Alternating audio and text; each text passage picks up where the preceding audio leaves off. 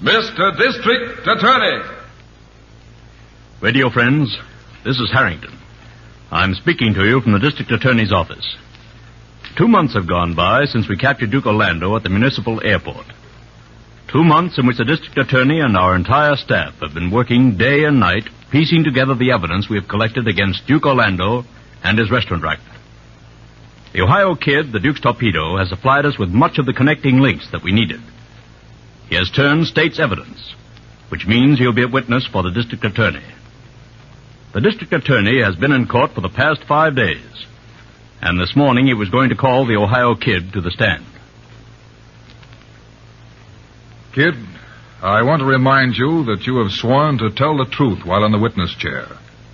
Are all the statements you have made so far the truth? The things you described actually took place as you said? Yes, they did. You heard Mr. Tony, the restaurant owner, on the witness stand, say that he was threatened by Lucky Lynch and yourself. That Lucky said if he didn't join your employer's protective society, something real bad was going to happen to him or to his family. Yeah, Lucky said that. Did Duke Orlando give him orders to say that? Yeah, the Duke said if any restaurant owner don't want to join, just show them how badly they need protection. And how did you show Mr. Tony? Oh, you heard Mr. Tony tell how we bombed his house. Who's we? Lucky Lynch and me. Who told you to bomb Mr. Tony's house? The Duke. Was that the only time the Duke ordered you to do something like that for him? No. He was the boss of the whole racket. He gave us the orders on every job we pulled. The BB killing, the Toulon murder. Every one of them. Order in the court. Well, radio friends, the case of the people versus Duke Orlando is in its final moments. While he was on the witness stand, the Ohio Kid disclosed the entire inside details of Orlando's restaurant racket. Now it looks as though we have a closed case against him. The district attorney is in court now, making a summation to the jury. And so, gentlemen of the jury, there can be no doubt in your minds that Duke Orlando is guilty of the crime as charged. Look back on the facts that have been disclosed here in court. We have proved that Duke Orlando ruthlessly ordered the bombing of Mr. Tony's house, knowing that a little 7-year-old innocent child would be killed or maimed. We have proved that he coolly planned the death and disappearance of Beebe, the union official. That he carefully engineered a scheme to get rid of his former right-hand man, Lucky Lynch. But it's not necessary for me to go on.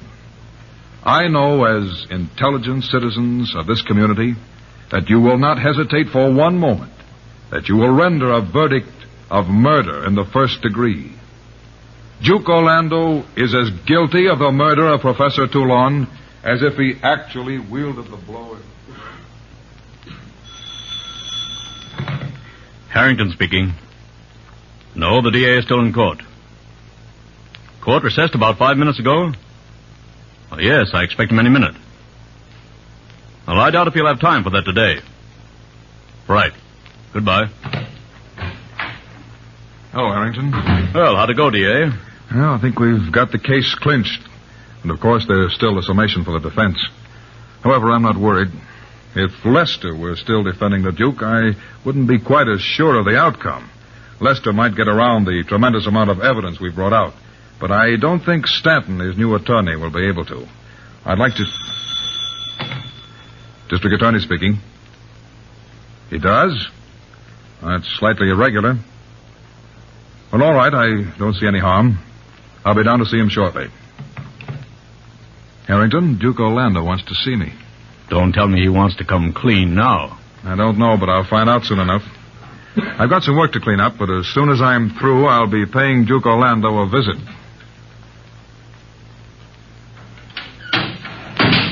Hello, D.A. Hey, like my new quarters. Not quite as nice as your own place, Duke. They even got springs in the bed. You won't be here long enough to worry much about that. Trial's pretty near over, ain't it, D.A.? Yes, but what did you want to see me about? Well, I decided to give you a break. That's nice of you, Orlando. Yeah, I thought so. I'm gonna confess. Why? Well, I don't think my mouthpiece doing so good. If you don't do something fast, we're gonna lose this case. I don't think he has my interest at heart. You don't, eh? No, so I thought I'd confess. Then you could, let me off easy. What gave you that idea? Well, it'd save you a lot of trouble. It would have, before this trial started. I gave you your chance when Lucky Lynch died. You could have given up then. It's too late now, Duke. I've got you dead to rights. You're going to the electric chair. Still dreaming, D.A., huh? Well, too bad you won't take me up on this confession idea. Have made it very easy for you, and you could have let me off easy. Nothing can make it easy for you now, Duke. It certainly won't be easy for you to listen to that jury's verdict. Gentlemen of the jury, have you reached a verdict? We have, Your Honor. What is that verdict? We find the defendant, Duke Orlando, guilty of the crime of murder in the first degree as charged. Duke Orlando, have you any legal cause why judgment and sentence should not be passed upon you at this time? No, Your Honor. The sentence of the court, Duke Orlando, is that you should be confined to state's prison, and that on some day in the week beginning June 11th, you'll be put to death in the mode and manner prescribed by the laws of this state. The electric chair? No.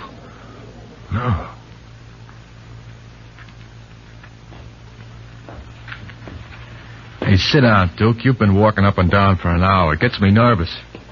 Sit down, will you? I can't sit, I can't. Every time I sit, I think of the chair. It ain't so easy being quiet with that on your mind. I guess it ain't. Plenty dark in these cells, ain't it, Duke? Funny they put you in the cell right next to mine. I won't be here long, kid. But you're here for life. Life in a cell is a long time. Life in a cell, Duke, ain't nearly so long as the time you're dead.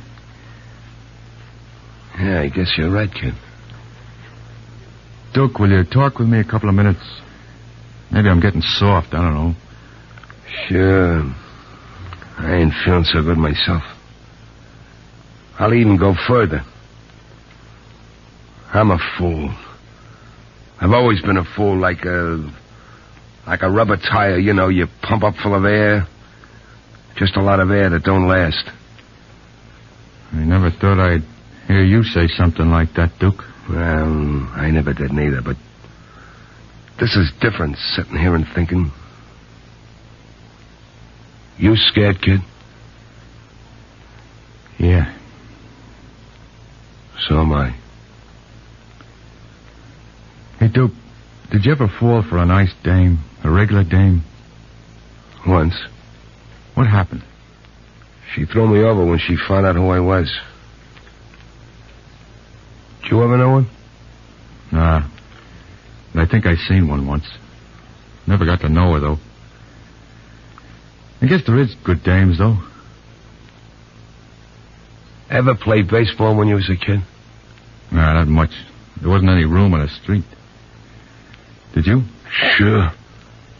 I played a swell game, too. The other kids used to call me Home Run Orlando. Yeah? We had a good bunch of fellas. Sure, I used to play baseball every Saturday. We had a swell team. Have you got anybody who cares about you, whether you burn or not? Nah. I ain't either. Why are we here today and other guys outside? I don't know, kid. I guess we're here because we didn't use our brains. We tried to be too smart. I can't figure it out. Life, you know, is all complicated. It's got me licked. Duke, if you was to live your life all over again, what would you do? You got me there. Let's see. I don't know. I think I'd like a nice little place where I could stay and never go nowheres. Just stay there and eat peanuts and maybe play the Vic and have a few friends. Just talk. Live. But not long, Duke. Come on, put a move on. You're coming with me. We're putting you in a cell where you'll be nice and comfy, right near the death house.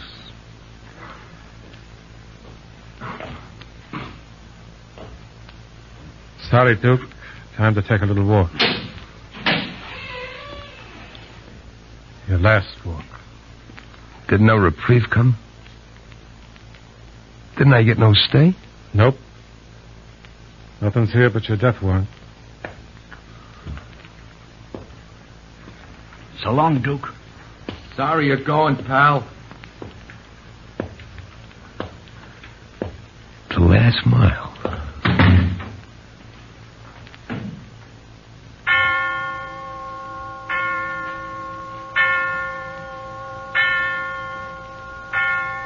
Extra, read all about it. Duke Orlando dies in electric chair. District Attorney writes finished a restaurant racket.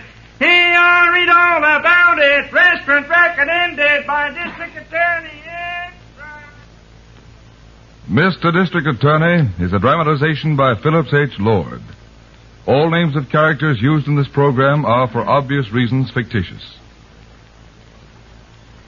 Mr. District Attorney, subsequent to tonight, will come to you once a week in half-hour form commencing June 27th, 10 to 10:30 p.m. Eastern Daylight Saving Time.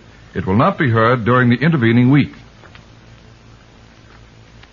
We present now Fred Waring. Radio. In a brief chat with Paul Douglas, he'll tell you about Pleasure Time, which is scheduled to be heard over these stations at 11 o'clock Eastern Daylight Saving Time, beginning next Monday. Are you scared? No, yes, A little bit. Well, Fred, you've always been noted for the shortest half hour in radio, and Pleasure Time's going to be a new departure for you and the Pennsylvanians. But don't you feel that producing a new show every day is going to be a tough assignment? On the contrary, Paul, I'm very pleased with the idea of 5 15-minute spots a week for this reason. We've always had twice as many ideas as we've had time in which to present them. And this is the opportunity we've been looking for, to produce all the ideas we've been keeping on the waiting shelf. Well, I can understand that, Fred, but what puzzles me is how do you ever expect to work that enormous gang of yours into a 15-minute show?